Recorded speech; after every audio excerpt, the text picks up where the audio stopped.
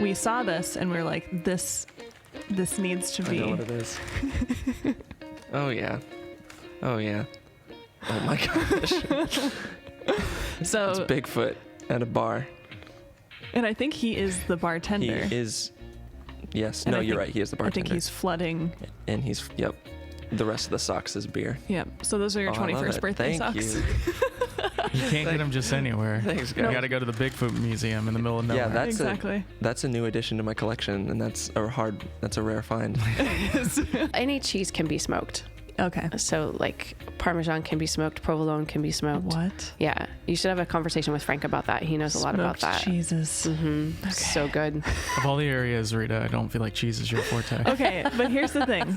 I may not eat a whole lot of cheese, but I love the idea of cheese because it's a very like comforting thing, and when you see it like stretch, there's just something. That's why they get you in those commercials where they're like pulling the cheese away and it's like super cheesy. There's something in you that's just like, I want that. Yeah. And texture, taste, I don't know Right. what it is about it. Maybe everything. We had sheep cheese Yeah. from a vineyard. We went I to don't know if I we like did a that. we did a vineyard tour on our last day. It was just outside of Florence, and they served us, fresh made bread and all of their wines and sheep cheese, and it was delicious. What is it? I know goat cheese. It was not as strong as goat cheese. It was mild. It was really mild, but it was so good. It was so good. But here was the thing that was so cool. I think it was a combination of walking and also super healthy ingredients, is that I completely indulged. Like there was never I shouldn't have that. It was absolutely, I'm having bread, I'm having wine, I'm having dessert, I'm having pasta, I'm having gelato, I'm having whatever I want. Like no holds barred. And I did not gain a single pound. Oh my gosh, I know, that's it's like- crazy. it's a magical land. I have to live there.